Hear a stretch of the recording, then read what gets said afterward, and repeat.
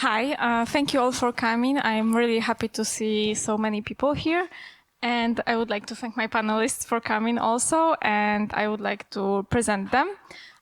So we have Jonathan Sander, Sustainable Food Systems Project Officer at Eurogroup for Animals, where he coordinates the Put Change on the Menu project. We have also Samantha Derrick, founder and executive director of the Plant Futures Initiative, a social venture with a mission to accelerate the transition to plant-centric food system.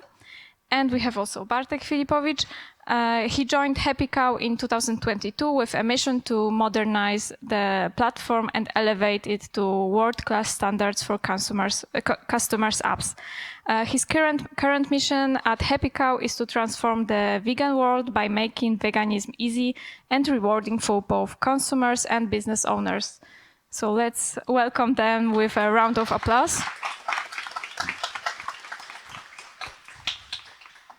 Thank you. And after this brief introduction, I would like you to tell more and maybe give more practical information how your job looks, what is your theory of change, and what do you actually do, what is your job. So Samantha, if you don't mind, we will start with you. Can you tell us more about Plant Futures Initiative and your role in it? How does your job look in practice? Yeah, thank you. Can you hear me okay? Awesome. So maybe starting with a quick question for the audience. I'm curious how many of you had any sort of plant-based food systems, education, or courses at your university, or maybe career support in that sector? Raise of hands. 0. Well, that was my experience as well, and that's really where the story starts. Right now, I'm the executive director and also the founder of the Plant Futures Initiative, and this started when I was a student 4 years ago, and when I was studying Masters of Public Health at UC Berkeley. Going to public health, excited to study plant-based food because I saw public health at the intersection of all of these issues around animal agriculture, climate, chronic disease health. Only to find out there was no conversation in my public health program around animal agriculture. There was no acknowledgement of plant-centered eating as a solution to a lot of these issues. So this was really born out of my own frustration and started as a student passion project of mine. I was in school, I was a student, and I was really developing and imagining a curriculum that I would have wanted for myself when I started the program, thinking what would actually be helpful for students in learning about plant-based food, but also finding jobs and career paths in this sector. So I would say the first year of my job, it was really all volunteering. It was a student project. I was at home. It was right at the start of the pandemic. So I went home to my parents' house in Florida, and I would go to the beach for many hours, sit on the beach with a notebook and a piece and a paper, and dream about my dream plant-based course. I didn't actually think it would ever become anything, but one thing led to another. I had a mentor who supported me at the university with submitting it for approval for academic credit. So we submitted it to UC Berkeley. It got approved for academic credit, and it was one of the first plant-based food systems courses ever offered at the University of California. We ran the course the first year as a pilot course, had no idea how it was going to go. I'm not sure if other students care about this. I'm not sure if I'm the only one interested in this topic. And we were very surprised to see we got 500 students who signed up for the first course. So that to me was a signal that we were onto something, and there was something here, there was something that students were excited about and passionate about, and there was a gap at the university level. There was a gap that we were wanting to fill with this course and this program. And since then, that program has grown quite a bit. I'll share more later, but we have a university network of 75 chapters across the US and Latin America. And we're expanding very quickly. And right now, my day-to-day job and my role is executive director. I mostly run and manage fundraising for the organization and development. I have no experience with fundraising, so I'm learning every day. I'm learning as I go. And I manage our team, our strategic vision, and I travel and I go to conferences. I meet with students, meet with universities so that we can make this program and this curriculum accessible to students all over the world. Thank you.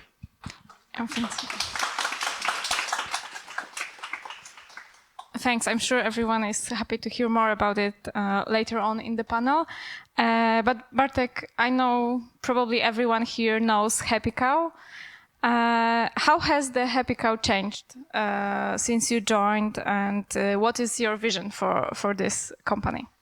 Yeah, so I joined Happy Cow 2 years ago, and I think it changed a lot, especially in the business model that we have right now. So historically, Happy Cow was always driven. Our revenue was basically app purchase on App Store, but we discovered that it's better to actually do, like, transition this into letting businesses advertise on Happy Cow. And through this, we shifted the weight of supporting Happy Cow from customers to actually the businesses.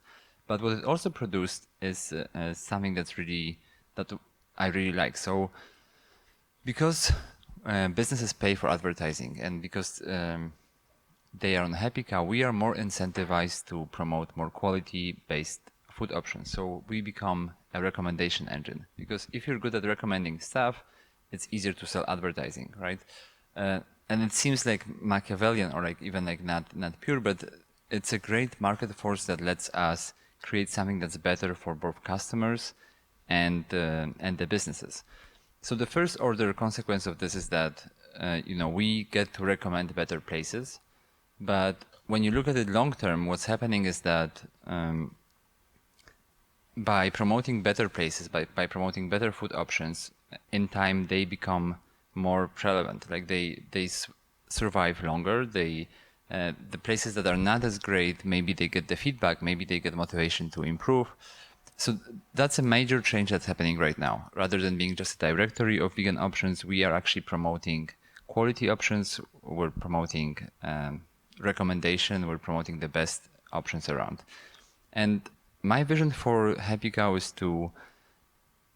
how to harness this market power. Like it's a dangerous power. It's a lot of value, a lot of potential.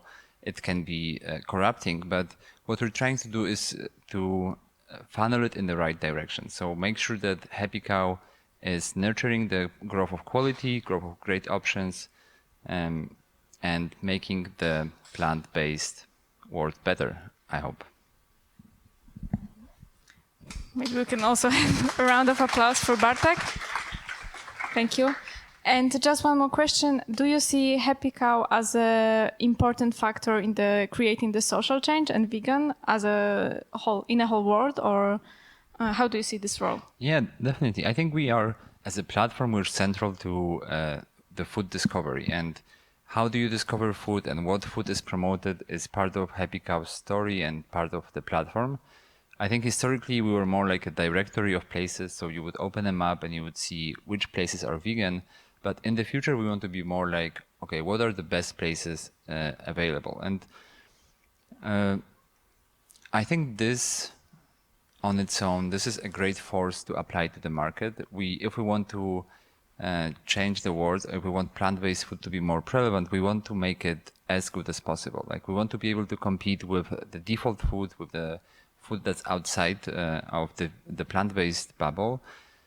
And we want new vegans to join and go to a random plant-based restaurant and have an amazing meal rather than something that's maybe not as great. So I think Happy Cow, with this business model, with this, I guess, pressure to promote better food options, it's central to this change. So I hope in time the quality of food will improve.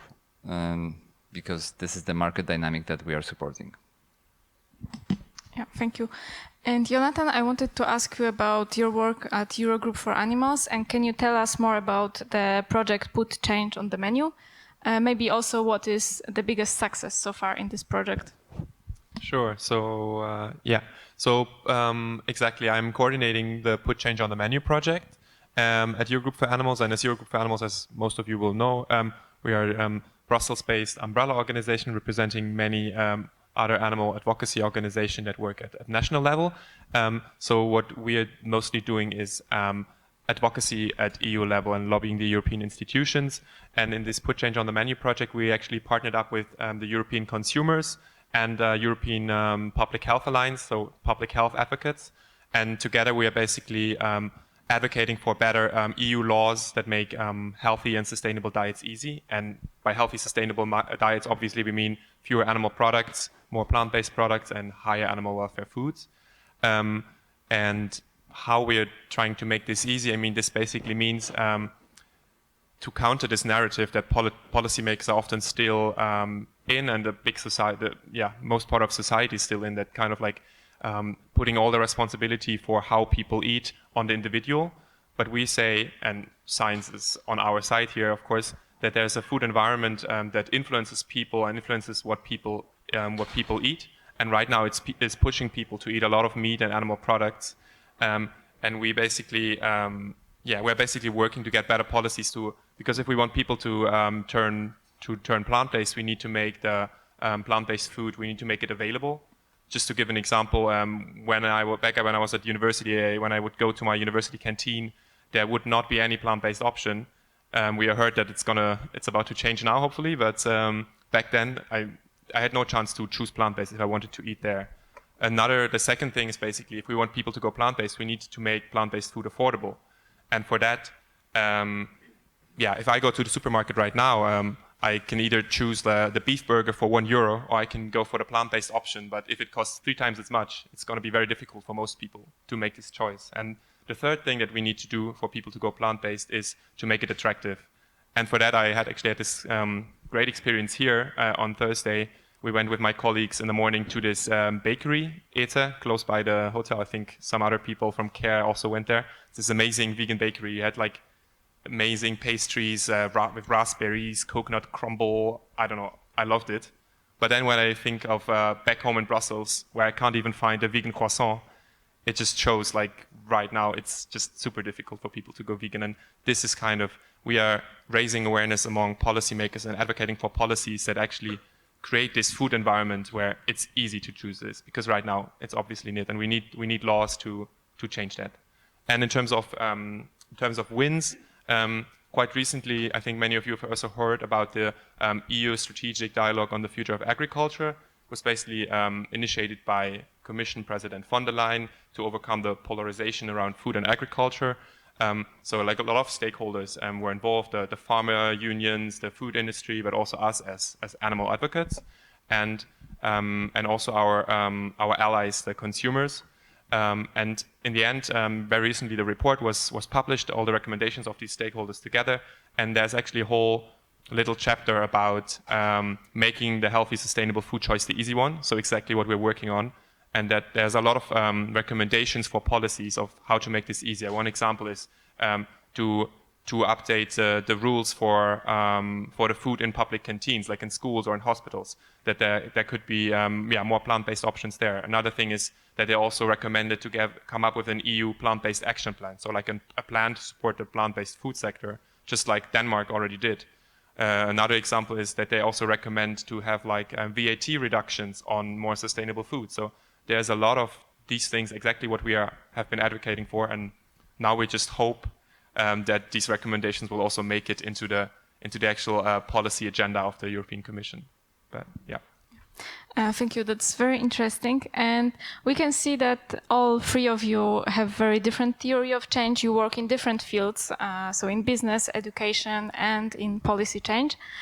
But there is something that you have all in common, and this is the collaborations with external stakeholders, and we will focus on that today. But I also wanted to ask you why you think your specific area is maybe the most important or the most promising. So, Jonathan, maybe we will start with you this time. Why are you in political advocacy? Why do you think it is the most important area? I suppose you think that. Of course. No, I'm actually convinced it's very important. As I just said, if we want to move to a plant-based food system, we need to make it easy for people. And to make it easy, we need to change these food environments. And we need better laws.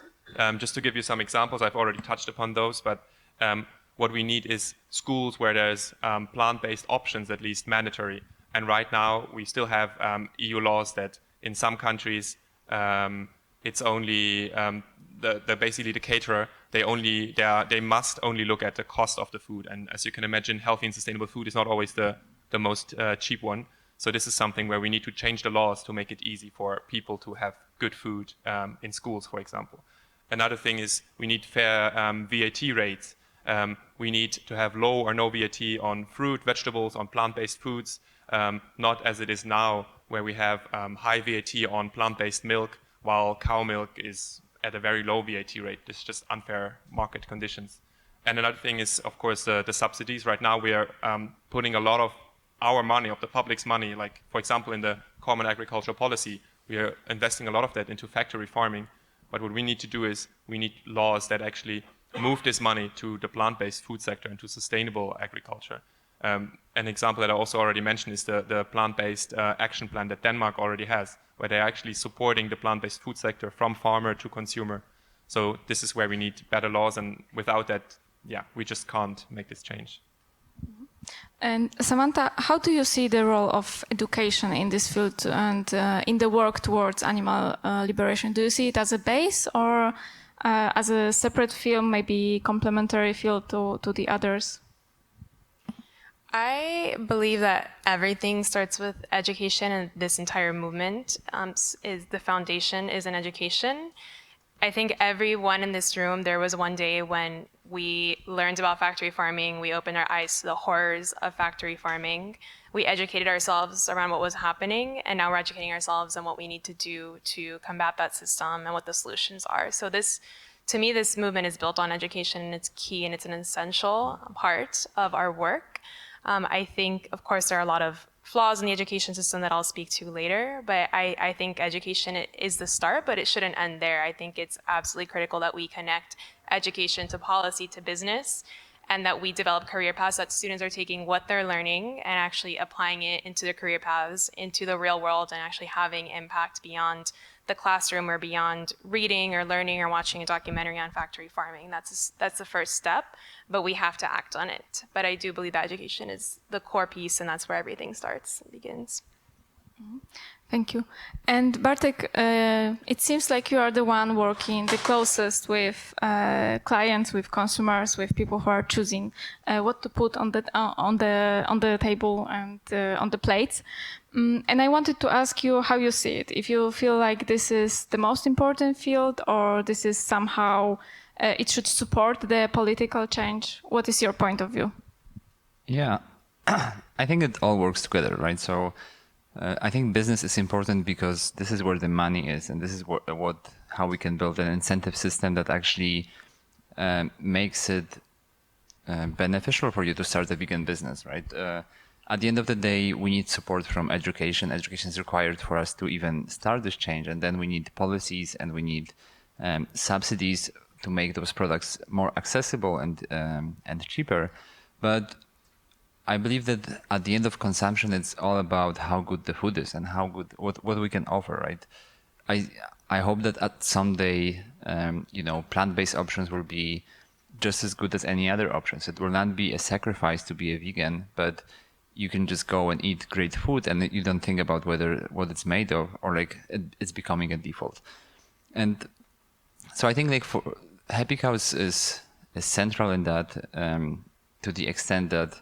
There are many funny things that are happening in the vegan society. So, for example, we are very generous with 5-star reviews, right? So, vegans go to a vegan place and they're like, "Oh my God, I'm so happy that you're cooking for me. Maybe this meal is not as amazing as it could be, but how dare I give you something less than 5 stars, right?" And then there's the second generation. What happens next is that, let's say somebody who's new to vegan movement goes to this place and they're super excited. It's 4.9 stars. I'm going to have an amazing meal. They go and they're like, wow, is this what I'm giving up? Is this what my life is going to be?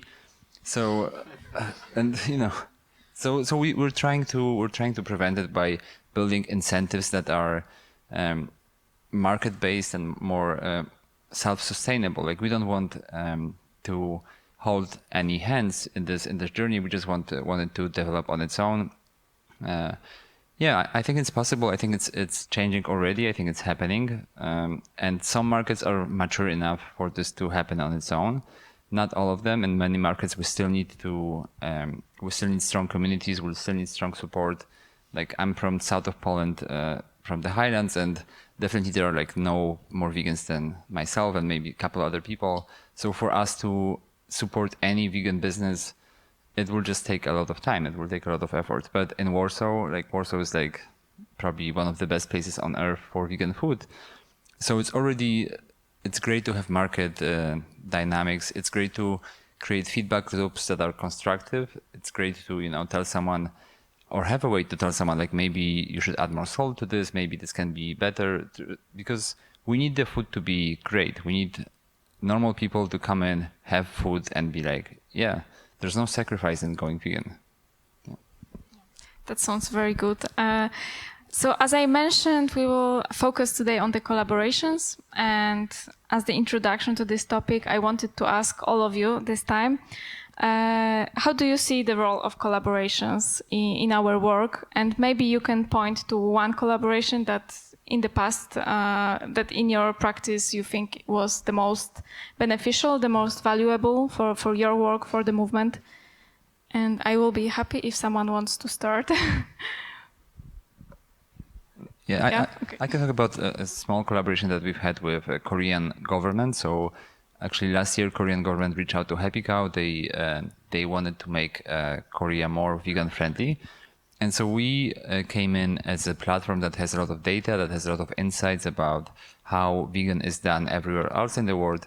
And we've met with government officials. We created presentations for them and materials so that they can introduce this into their system. But again, like what was important in this process was how the incentive is built, right? So they were really caring about vegan tourists coming to Korea. So there had to be some cherry on the top. It wasn't just because they're good people and they want to make Korea more vegan friendly. They just realized that there's a carrot, right? Like there's something at the end of the stick that they want to get. And we were helping them see that and helping them see the way to get there. Samantha, yeah, go ahead. Yeah, our entire program at Plant Futures is built and designed around collaboration and collaborating with outside stakeholders. So like I mentioned earlier, education, we believe, is the start of it, and that's the core of what we do. But beyond that, we help students with building career paths into the sector, both on the business side and on the legislation side. So we have students interested in public health, nutrition, animal advocacy, climate change. Sustainability is a huge driver for our students. So we're connecting them to jobs in all parts of the sector, whether it's working with nonprofits, CPG companies, in policy, students have landed jobs. So we have had dozens of stories, students that are taking our program and taking our course that's built around applied learning, where they're working directly with either policy organization or they're working directly with the business for a semester. They're getting their hands on a real challenge that that project or that organization is facing. And then they're developing the skills and networks they need in these professional networks. And to our surprise, after we ran the program the first time, students were getting job offers left and right. So we realized this is a straight talent pipeline into the industry. It's not just education. Like they need to take these values and what they're learning in this classroom so they can carry them with for the rest of their lives. So we've had many, many stories of students. We've worked with Miyoko's, Tofurky, Beyond Meat, many companies at this point, and policy organizations, and we really believe that we have to support these students with carrying these values on for the rest of their lives outside of the classroom. Would you like to add something and maybe tell us more about your experience? Yeah, sure. So I'm just going to come back to, our project Put Change on the Menu in general, of course, is this kind of unusual collaboration where we got together with health advocates and consumers. And I think that just in general made us much stronger in the whole policy making and advocacy sphere, because often as animal advocates we have our good contacts with policymakers that work on agriculture itself. But now that we are touching upon more of this consumption side policy, that's where we didn't have very good connections yet. And this is really good where then the consumer advocates and the public health ones, especially the health ones, are quite important now to be in a coalition with them. We have much better access to policymakers, also to more conservative policymakers. After the EU elections, of course, as you all know, the parliament shifted more to the right, and now it's quite important actually to have this, to take more of a health angle rather than just, let's say, calling for people to go vegan because we need to save animals. Unfortunately, it's not working with a lot of politicians and policymakers, but there are a lot of them actually that care a lot about public health, people's health. So there we can use their contacts, and they can maybe get a better connection to them. And this is also how we think that because of this whole strategic dialogue that we've been involved in, there's of course also been a selection of organizations to be part of that in the first place. And because of our connections and of our strong network that we could build up because of this collaboration with the consumers and the public health advocates, that also helped us a lot to actually get two of our organizations, the consumers and us, into the dialogue. And then because we are already collaborating, that helped a lot to, in the end, push and get these good outcomes and get like all the other organizations to agree to having some good recommendations on dietary shift, on food environments. If we had not been working together with them, we would have probably not have gotten these good results that we got now. It's just another example of, I think, how we sometimes need to break the silos, work together, also in the policy and in the lobbying sphere. Mm-hmm. Yes, and focusing on the collaborations with politicians, Jonathan, I have more questions to you. In your opinion, what can we expect from politicians? You mentioned a little bit about what are the most important changes, what we can achieve through political advocacy. But what is the role of activists in the political advocacy, and what is the role of politicians themselves?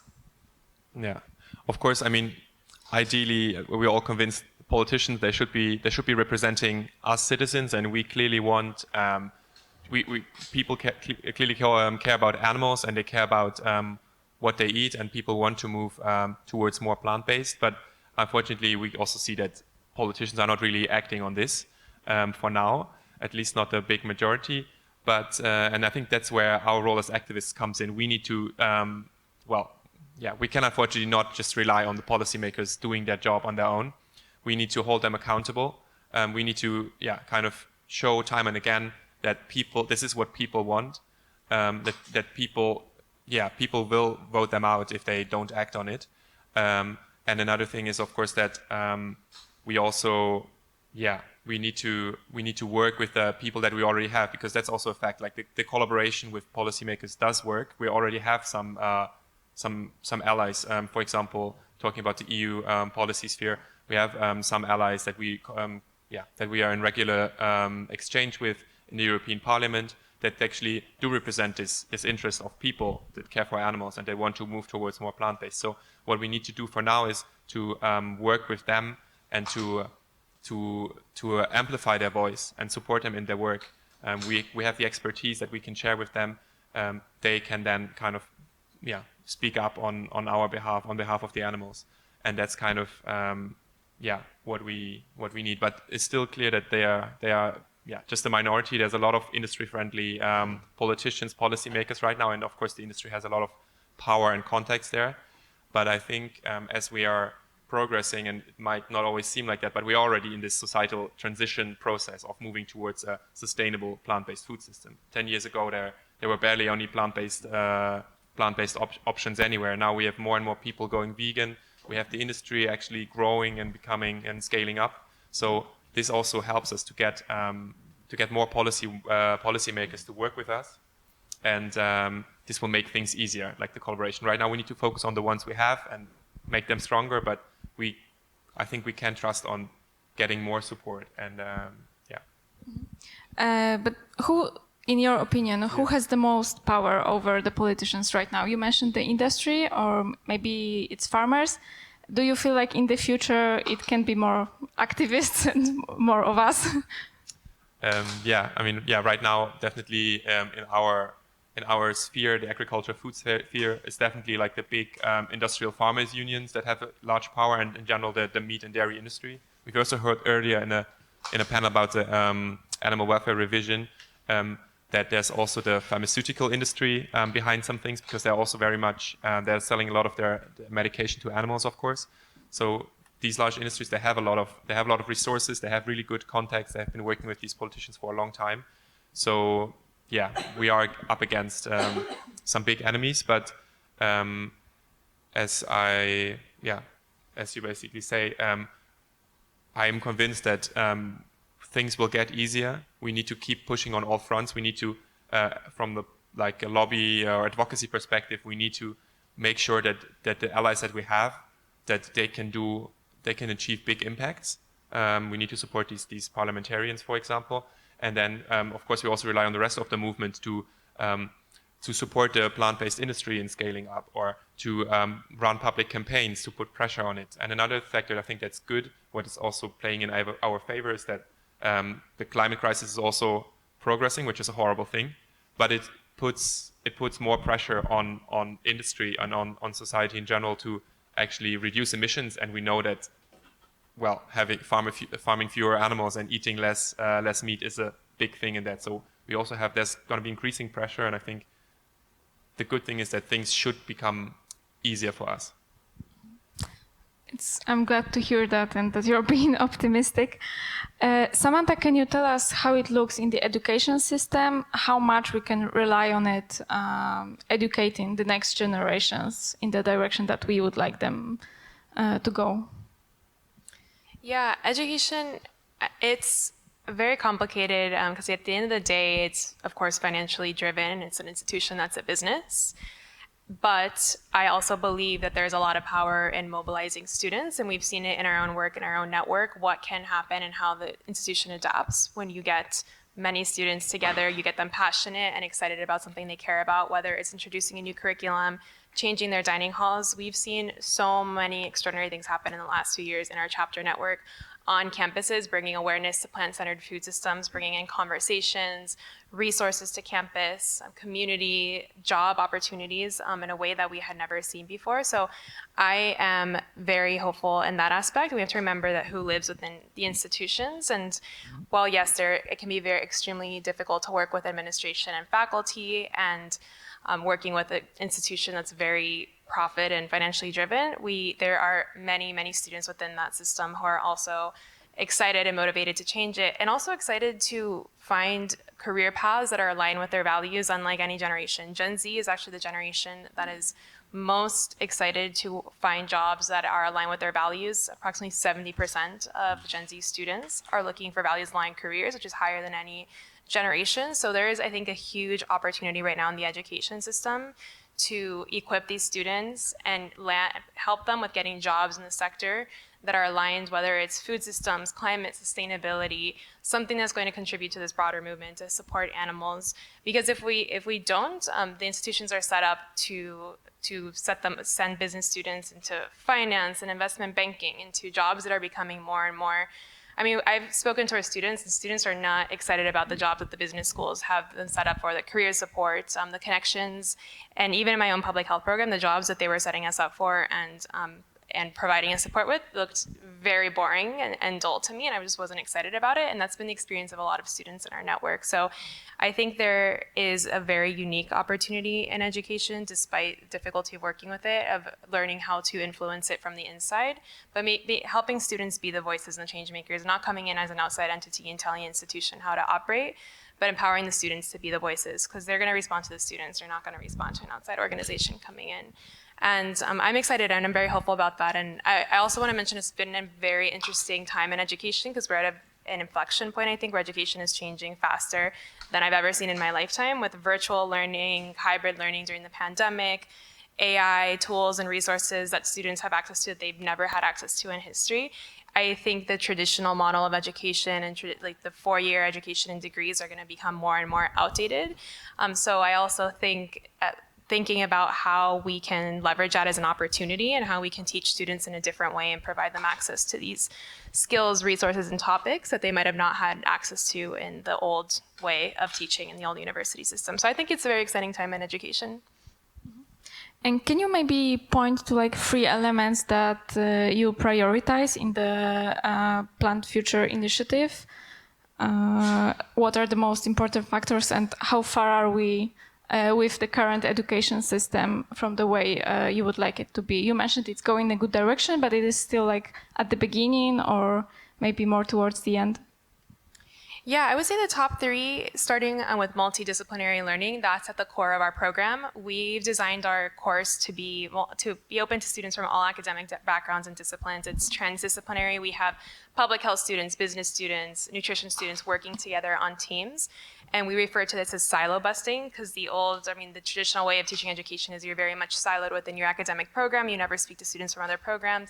And that's not realistic of the real world. That's not realistic of food systems challenges and problems. They're very systemic in nature, and students need to learn how to work with students from other backgrounds, exchange those perspectives to solve these systemic challenges. So we've actually designed our program to be open from students from any academic program, which is pretty difficult at the university. They don't often allow for that. It was probably a one-year battle with Berkeley trying to get them to approve this course to be set up that way, but we were able to succeed and do that. We think applied learning is critical, getting real hands-on learning experience, not just theory, not just learning about the issues and this is what's happening. All right, but how do I actually develop my skill sets to solve problems? Let me get my hands on a real challenge that a business is having, that a policy, organization, or think tank is facing, and get them that experience in the field while they're students. And that's ultimately what's going to help them find jobs, not sitting in a classroom learning and just theory. I mean, that's a piece of it. But jobs, I mean, as a lot of you know, when you apply, they ask about your experience. So if they can graduate college or graduate our program with already having that experience and going to a company and having worked on those skill sets, I think that's going to be key with landing them jobs. And finally, I think the intergenerational piece and mentorship is key in connecting students to mentors, to professionals, expertise.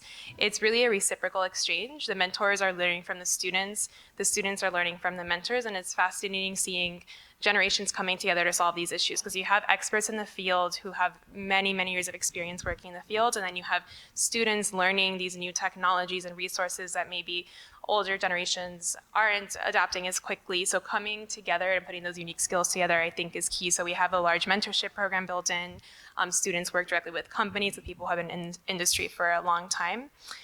And as far as where we are, I think we're making progress. I mean, we're not where we need to be. I am hopeful that we're moving along. I mean, even working with Berkeley, I never in my life imagined that I would see a plant-based food systems course offered at the university for credit. In January, we're going to be launching a course across all 9 University of California campuses. We just got approval from the university to expand our course. So moments like that give me hope that things are changing and that we're making progress. But I also don't think we can rely on it. I don't think the institutions are set up for the students. I think they're set up for profit. So I think it's a balance of learning how to work with them, but not completely relying on them, and also mobilizing outside of them. Okay, and Bartek, maybe you can tell us what is your experience with business industry, with restaurants, and is there maybe an area that is very specific that you struggle with, or maybe it's a more positive experience? Yeah, I mean, our cooperation with restaurants is really, I think it's mostly positive. So we see that people that go to, like, there's an example from Barcelona. One of the places there, one of the venues joined our partner program, and overnight they experienced a surge in clients. So like the next day they woke up, they saw a line of clients in front of their shop, and these clients were all vegans. So this place was actually vegetarian, but they didn't have many vegan options. And over the next couple of days, they realized that, oh my God, so many vegans are coming. We have to do something about it. So they shifted their menu into more vegan options. They became much more vegan friendly, and now they open another venue in Barcelona. So we see that, it works. Like the Happy Cow works, or like a recommendation and sending vegans and customers to businesses and showing them that we care, that we want to purchase. It really makes a difference. And it works the other way around as well. Like if we see some places that are not as great, maybe they have some vegan options but don't really put as much attention to it, we also see that like this doesn't work. Even if we send people their way, they will be disappointed, they will leave bad reviews. So there's definitely a dynamic where good things create more consumption, and more consumption creates more good things, and it's a self-propelling cycle that we want to support. Do you think, like in the area of business, you are closer to cooperation on equal terms than maybe before, and what are the areas that you would like to see improve in the closest future? Oh yeah, like I really hope like at some point the veganism will be transparent, and I think like Happy Cow is in this unique position where we are transitioning into a more standard business. It's not as activist, I would say. So like we don't need to push it as much. It's more like we are creating a pulling force for the market. And I feel this is like very important for the vegan movement, because I remember the study from 2014 that vegans that try to be vegan or like new vegans, I think 84% of them quit within a year, right? So that's a huge number. And I think the study was repeated in 2022 and the number was a bit lower. It was around 60%. But still, a lot of vegans that want to join, they're not maybe as ethically aligned as we are in this room. Like I could eat fries and I would be okay with that. But there are people who just have too much to give up. They want to be vegan, they want to commit to the movement, but not as much. So what we're trying to do, if we are to be on equal terms, it needs to be easy. It needs to be great food. We need to incentivize. We need to support it. I think that's the way to play on equal terms. Like there has to be capital in it. It has to create value, and just us nurturing this type of market, I think is our mission in it. Okay, great, thank you. I would like to focus more on the future perspective and maybe make you think more about the future. Do you think that we can make the stakeholders more independent? Or do you think that we as activists, it's actually our job to control them maybe and make sure they are doing their job?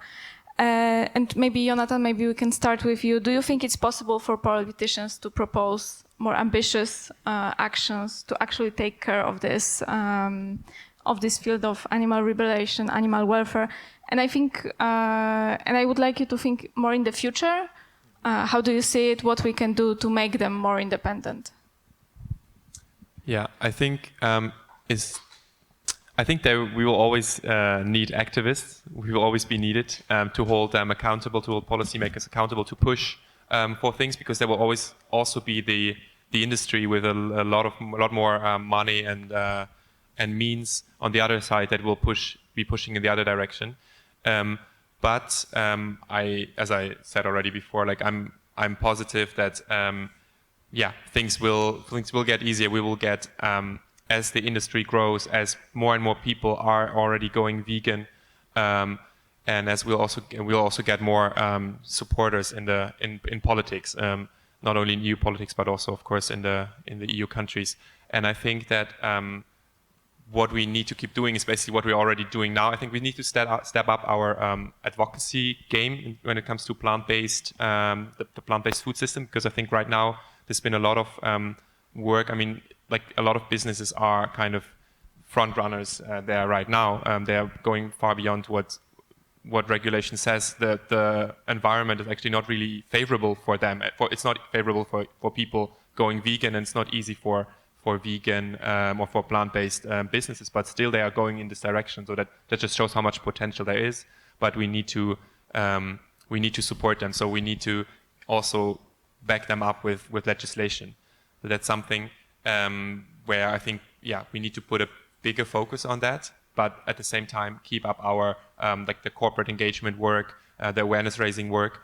And if we keep this pressure up and increase some pressure on the advocacy, on the lobbying side, I think we'll keep progressing in this plant-based, in this transition of the food system to a plant-based food system, and then at some point we get to this point where it's easy for people to eat vegan. A lot of people will go vegan at once, and that's also when policymakers, when we will get more and more policymakers on our side, and they will be pushing for this because there's going to be a majority of people that want it. There's going to be a lot of business interest in that. And I don't have this magical solution, but I just think we need to keep doing what we're doing basically, and maybe step up on the advocacy side. And just one idea, do you think that maybe we should have more activists going into politics and like candidate in local elections or national elections? Do you think that could be one of the solutions that we should maybe engage more with? Definitely. I mean, that would be very great and important, because of course it's much easier if people like us here go into politics that are already convinced and that can then fight from the inside. We'll have more supporters from the inside. It's much easier than convincing people that have been taught a very different story their whole life and that are not really convinced by going plant-based and that don't really care about animals. So I would really encourage everyone to go into politics. Not everyone, just some more people. Yeah, Samantha, how do you see that for the education system? Sorry, you mentioned that we are going in the right direction, that it is getting better. But do you think in the future it is possible to have a reliable education system? I am very hopeful at what's possible in the future. I don't know that we'll ever be able to fully rely on them, but I think, just to share examples of our experience so far, I think we're making progress, but I think it's very important to be very strategic and mindful of the language and how we're communicating our messages when we're communicating with these institutions and working with them. It's been a learning experience for us, but for example, we're very mindful about the word vegan. The world is not ready for that word yet. Institutions are not ready. They get scared, they run away. So I learned the hard way very early on when I was working on Plant Futures. I think the word vegan was one time I accidentally put it on the syllabus, and immediately the administration shut it down, and they're like, we can't support this. You're starting to push your vegan agenda on campus, and it just became this mess. So I had to redo the syllabus. I took out the one word vegan. Everything is plant-centered, plant-based, but I actually found that has been very effective, not just working with the institutions, but reaching students too. We've been able to reach mostly non-vegan students. The majority of our students in our program are not vegan or vegetarian. They're plant curious or flexitarian, and that's exactly who we want to be reaching this program. We want to be reaching wider audiences. We don't just want vegans in our program, otherwise we're not really having impact. So I am hopeful we're going to get there. I think we have to be very conscious of this, issue that the world is just not ready for certain topics the way that we talk about them, and it's something that a word that I use very loosely, of course, in these spaces, but when we're thinking about these institutions, I think being mindful of that is critical. The second part too, I think, is one thing is, yes, what we're teaching in the classroom and making this education accessible, but the second question that I think is critical in this discussion is who is accessing education. And at least in the United States, it is becoming very, very less and less accessible to more communities. Even public institutions are becoming more privatized over time. And I think we can all agree that we need to grow this movement and we need to diversify this movement. And if only certain communities are getting access to this education, I don't believe we're going to have true systemic impact, the impact that we really need. So I think we absolutely need to be talking about policy, income inequality, public education, funding, all of these issues that intersect with food systems education. It's not a siloed issue, but we have to be looking at the whole system and the barriers to entry so that more students are accessing this information. That's something we're very mindful of in the Plant Futures chapter network. We have 75 chapters, but they're very diverse chapters. We've reached many diverse communities and geographic regions and underserved areas of the communities of the country, students from low socioeconomic backgrounds, from immigrant backgrounds. And we're very mindful of that because I think in these spaces and sometimes in the animal rights movement, I hear a lot of excitement and we need to reach Harvard and Yale and Princeton and the Berkeleys and these Ivy League institutions. And yes, that's great. These institutions are influential. But what does that mean as far as who's going to be leading our movement in the future? We need to break out of that mindset and support students from all cultural, academic, socioeconomic backgrounds as a part of this work too. And that's hard work and that also takes time. But I really believe that it needs to be part of the conversation. Mm-hmm. Thank you. And Bartek, from the more business and consumers perspective, do you think there is a way we can make consumers put the pressure on the business? And maybe is there a point in the future that we can make sure that the whole generation and the whole social movement will be doing it a little bit like organically, that maybe your work will not be so necessary in this field? How do you see it? Yeah, I definitely hope so. I think there's the involvement of community and activism has the right time and place. And I think, like, especially in growing vegan communities, initially it's very important to push. Initially it's very important to build communities. But at the same time, it's something that I was talking about today. There's a moment where too much hand-holding and too much cobbling, maybe it might even be counterproductive, right? So in mature markets, I would rather see a more fierce competition, maybe, or like a force that enables us as plant-based community to compete with the non-plant-based community, because they don't have such support as we do, and this support can be sometimes misleading. We can have some vegan business owners, rest in this warm embrace of positive feedback, which kind of stops them from growing. But if we really want this to dominate the world, let's say, like we need to be able to compete. We need the plant-based food to be to go through this trial of fire, to get the right feedback, to iterate faster. Like, I always think that non-vegan food had hundreds of years to develop. Like all those like schnitzels, like they weren't just invented in a day. It was generations and generations of people like figuring out how to make it best. And we're coming in like 10 years ago or 20 years ago, and we're trying to figure out how to make tofu taste well. So we need to accelerate, right? We need more concrete feedback. We need more healthy dynamics for that. So I think for this, maybe it's even like a transition from an activist that's really supportive and positive into an activist that's more constructive, right? Still positive, but in a constructive way. And hopefully this will just become the new normal. Yeah, that's very interesting. I would be happy to see it more in the future. Okay, so I have one question, and it is probably one of maybe harder question, because I really like to think that we are working towards unemployment, that we want the animal liberation, and we are trying to work hard towards this goal, and basically to make our job not necessary anymore in this field. And I wanted to ask you if you can think about that, and maybe what would be the second field.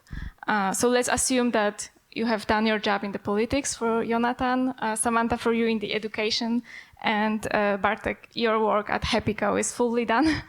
What do you do next? Do you have some dreams in this kind of situation? Maybe Jonathan, you would like to try? Sure. Well, yeah, I hope that we'll soon have a fully plant-based society and food system. It's going to be amazing. Probably, maybe in 10 years, right? That we should be there. No, I think that's going to take a while. But if we get there, and if really like our job's not necessary anymore, I think we should focus on really having animals as proper rights holders and enshrining animal rights like better in constitutions.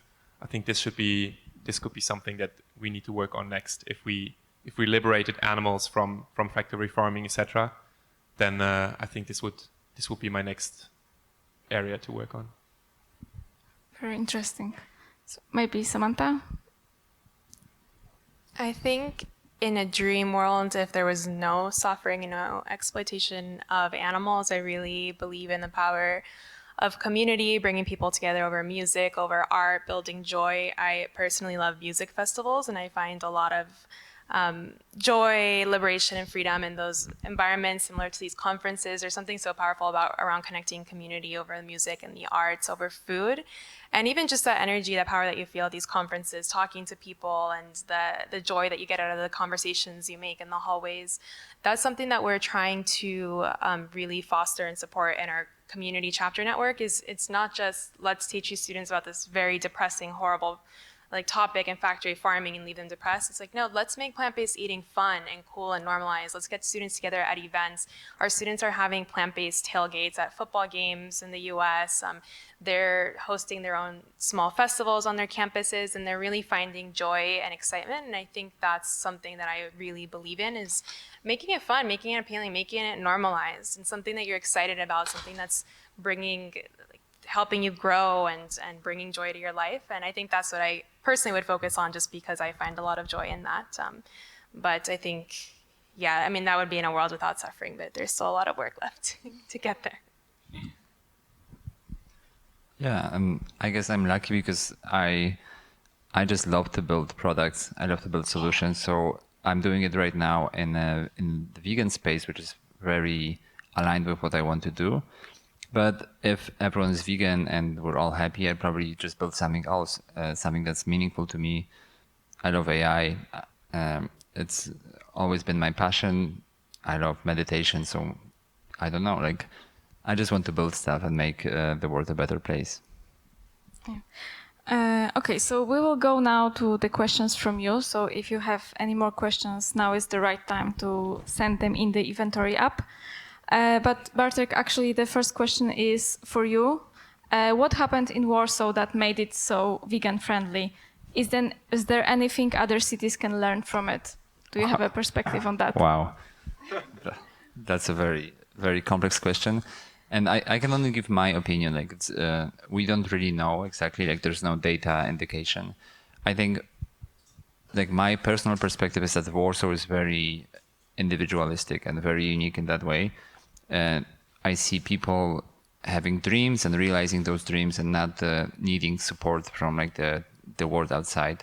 So places like Vegan Ramen Shop, which is by far my favorite vegan place in the world, like they just decided one day that, hey, we're gonna cook some noodles and we're gonna add some soup and we're gonna see how it goes and we're gonna do it the best way we can. And they did it, and now it's like I think they're winning awards globally for the best vegan ramen. Really recommend it. I know some people have other options that they like, but it's not true. Yeah, I mean it's really hard to say why. I think just people being able to realize their passion and having support for it, I think it's what matters. And Warsaw is just a special place in that regard. Mm-hmm. Thank you. And the next question goes to Samantha. Can you elaborate a little bit on what kind of knowledge do you teach to students at your plant-based courses? Yeah, we have 3 courses right now. So the first course is a weekend intensive crash course, Introduction to Plant-Based Food Systems. That was the first course that we taught. It was offered for credit, 2-day intensive course where we brought a bunch of guest speakers, workshops, and students learned everything from farming and agriculture to climate to animal rights, everything that intersects with plant-centered food system. Well, not everything, but all the main kind of areas that we see are critical to this movement. And they received academic credit for that, and that has been offered at Berkeley the last few years.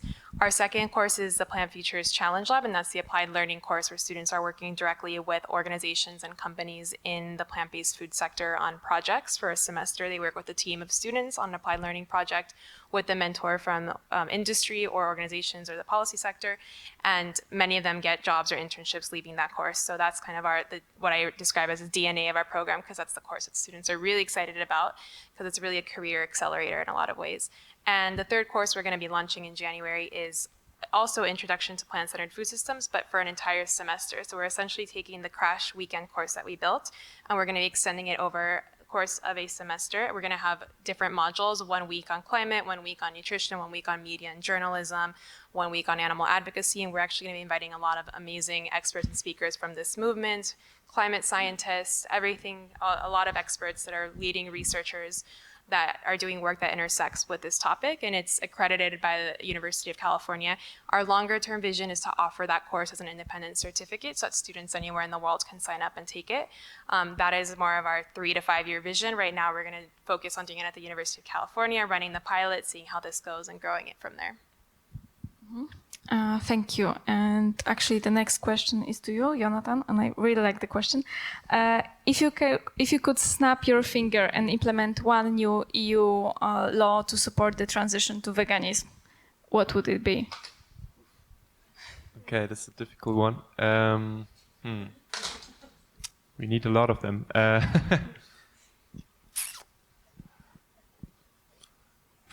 Well, that's a big finger snap. If I could move like all the subsidies that's now going to animal agriculture, intensive animal agriculture, if we could move that to the plant-based food sector, I would do that. But that's a big one. Otherwise, maybe I think also just having some law on like mandatory plant-based options at least, or even better, like something on plant-based canteens. I would love to do that. So now we are waiting for that. Okay, Bartek, I have 2 questions for you, 2 in 1, but I will ask them separately. Do you think there will come a point when Happy Cow will only show fully vegan, plant-based restaurants? I think on the contrary. I think like actually there are many vegan options in non-purely vegan places, and we do support it. I think like the movement that we actually see is that there are more and more places that have amazing vegan options that are not purely vegan, and we appreciate that, and we want to feature that as well. Of course, we love purely vegan places, we love purely vegetarian places, but the trend we see is a bit different. At the end of the day, I would love to see every place in the world just being vegan, but anyone who can add great vegan options, they're welcome on the platform, and we will always show them. Yeah, and the second part of this question, do you think we'll see a boycott by vegans of restaurants and maybe shops, supermarkets that serve animal products, even when they also serve plant-based options? So you mentioned that a little bit. Do you think we need this kind of boycott in the future? I think that's I think that's a personal question. So it depends on how people feel about it, what is their theory of change, and how do they want to see it progress. I know a lot of people are very radical about it, and I'm not one of them. I want to see the change happen, and I want to be realistic about it. I feel we should be angry that animals are abused, and we should show it, and but we should also be compassionate, and we should also try to understand where are people coming from, why are they eating meat, what happened. It's not as simple as just like being a bad person. I think it's a way more complex idea. So it's just boycotting this. I don't think it's productive. It's actually antagonizing us. Maybe it's a really hard topic, and I think I don't want to get into a flame war about it. Like, I think it's up to you how you decide to exercise this, and how you want to make the change happen. For me personally, I don't see this happening. Yeah, okay. And now the question to all of you. What are the biggest pushbacks you get? What evidence would be useful for you to overcome this?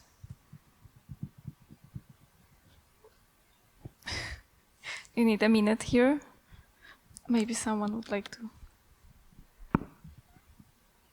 Otherwise, I can start. I think at like EU level, in terms of policies, it's just extremely difficult. And I think there's still the big problem is that there's still this really strong narrative of like it's the individual choice. Like if people would want to go vegan, they would just do it, and then we would offer what they want to eat. But they don't buy it, so we don't offer it. So I think the big thing is like really mainstreaming this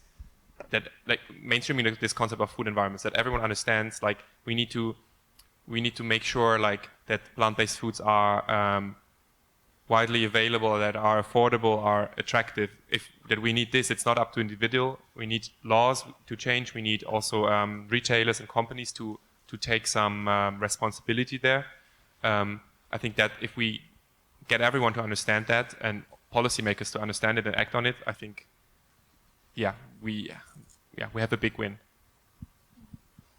Would you like to add something on this? Do you have your ideas? Or? Yeah, I think the biggest pushback we get at the institutional level is what I was referring to earlier. I think the idea of plant-centered food systems is still very radical to most of the world. It's something comes off as a radical idea, especially to these institutions. So aside from, being very mindful of the language we use and how we're messaging it, it can be very difficult, not only how it's perceived, but remembering that a lot of these institutions that we're working with also receive money from Big Ag. A lot of them get research grants from Big Agriculture. They have a lot of political power at the institutional level as well. So it can be a bit demoralizing and difficult at times when you realize the powers you're working against at the institutional level. On the flip side, there's more and more science and research coming out around plant-centered food systems for climate, for health, for so many reasons. And the science and the research is on our side at the end of the day. And that's something that we have that Big Ag doesn't have. We have the science and the research to back the data that we're teaching in the classrooms, to back these studies. And that's difficult for them to fight against, despite having a lot of money and lobbying power at the institutional level. So that's something that gives me hope, despite having to kind of be working with that constant resistance. And then also too, universities have, many of them are starting to adopt climate action plans where they're going to be required to offset their carbon emissions. So there's more and more incentives for universities to adopt food systems curriculum, to take more action at dining halls, various levers that we have, because we don't really have a choice with climate change. I mean, we're getting to a point where it's not even whether we want to. We're not going to have an option soon but to move in this direction in the food system. So I think also remembering that when you think about the lobbying power that we're working against gives me hope too. Thank you. Bartek, would you like to add something? Yeah, I guess our situation is a bit different because we don't face any institutions in that. I think maybe the biggest challenges right now is how do we transition into this more commercial approach from a more grassroots approach that we started with, and how do we keep the community with us and on our side, and how do we align with people that were fighting for this to happen, and now they might feel like, oh, Happy Cow is becoming commercial, so why do we even care? And now like Bartek is saying that they will allow vegan options and even support them. So finding this understanding in the community and like pushing this vision that, at some point vegan food will be so good that it will just be a natural choice. It's almost like opposing to this view that we have to protest and we have to really like through intimidation almost show that like we're not gonna let it happen. These are two different energies that work differently, and for me personally, managing this is challenging. Okay. And Bartek, we have a follow-up question to you because you were mentioning that the Korean government approached Happy Cow to make Korea more vegan-friendly. What do you think was their main motivation for doing this, and what advice did you give them? Can you tell us more? Yeah, so they saw that a lot of vegan traveling is happening in Thailand, in Japan. Like they saw the markets emerging and they wanted to be part of it. They wanted to understand what are the main constraints or like main problems for vegans that are traveling to Korea. So what we did is we surveyed a lot of people. We interviewed users. We interviewed people who actually traveled to Korea. We looked at different venues. We looked at how many of them are vegan in different areas, and we just created a report that showed that like it's an interesting story because Korea has a very long vegan or like plant-based tradition that was almost like overridden in the 50s, 60s, 70s, and now it's all about the Korean barbecue culture, and it's really hard to find vegan options, especially outside of the bigger cities. So we identified some factors. One of the key factors is that if you know someone in Korea who speaks Korean, then finding vegan food is really easy because you just the culture barrier and the communication barrier is really strong. But if you don't, it's really hard because the definitions of vegan, like it's a funny thing, but vegan in Korean sometimes means something like eco or good, or like they would have like vegan spas, but this is more like, oh, it's just a great spa. It doesn't mean vegan at all, or like it has nothing to like. Maybe it's like for us, like like saying like Zen, something like Zendesk, like a company that I actually worked for in the past. Like what's Zen about this? Like there's nothing Buddhist about working in customer support, but somehow we connect those ideas. So for them, vegan like perception is way different. So we advised, like we actually built a tool for them. We built a vegan travel card, so like a card that you can show as a traveler to anyone in Korea, and like it states exactly what it means to be vegan. It means no seafood, no specific products that would be like kimchi is by default not vegan. So you have to know it. Like this is almost like secret knowledge when you travel, and it's much harder to travel without it. So we focus on enabling this. We focus on promoting the good vegan places, connecting them with the government as well. Yeah. Thank you. And Samantha, do you see Plant Futures expanding into Europe? What are the ways we can help this network grow here in Europe? Yes, absolutely. We would love to. When we started Plant Futures, we actually had a couple of chapters in Europe. Students reached out to us wanting to join the chapter network. I think that's probably the easiest and most direct way to join our network right now. We have a growing global network. Start a Plant Futures chapter on your campus. If you have questions around how to do that, I would recommend checking our website or emailing Eric, who's with us today. We do have plans to expand to Europe and to Asia. We're actually expanding to Latin America right now. And learning a lot, because it's not just, translating the language. You have to be culturally sensitive to what plant-based food means in that culture, to the food system in that culture. You have to adapt the language, even the way you set up a chapter, how the university system works. So it's something that we don't want to rush because we want to do it well. And we do believe that whoever is running the chapter should be someone from that country and overseeing that. So if you are interested in starting a chapter in Europe, we absolutely want to expand here. Definitely reach out to us and we can support you in that process more than anything. And eventually we will make our curriculum accessible globally. That's longer term vision. But as of now, it is still within the University of California. Bartek, also more questions for you. So how can plant-based organizations, activists engage and collaborate with Happy Cow? And also I will maybe join those two questions because we have also, do you collaborate with local NGOs who do restaurant outreach campaigns? And what could be the value for both sides, so for you and the activists? Yeah, definitely. We definitely want to do it. We're not doing this actively yet, but it's a great thing about our business model, which I'm such a fan of, that it forces us to grow into markets, and it forces us to actually develop and to have more vegan options and to create tools for those places that don't have vegan options on how to convert. I think there are a lot of NGOs, a lot of small orgs or big orgs that are doing this already, and we as Happy Cow were very central to this because we are connected to all the business owners. So we do want to collaborate. If you want to start collaboration, just email me at bartek@happycow.net. And we'll be starting more collaborations like this next year when our business grows. That's in plan. And yeah, we're excited to do that. And we have one more last question. It's actually to Samantha, and I can see that everyone wants to get involved because the question is Plant Futures only focusing on students? How can individuals who have already graduated university get involved? While it's largely focused on students, it's not just for students, it is for young professionals looking to change their career paths. We get people emailing us all the time who we're in a certain job and they want to work in plant-based food. Where do they start? So I think the easiest way is get connected to our network. We have a Slack channel, we have a newsletter.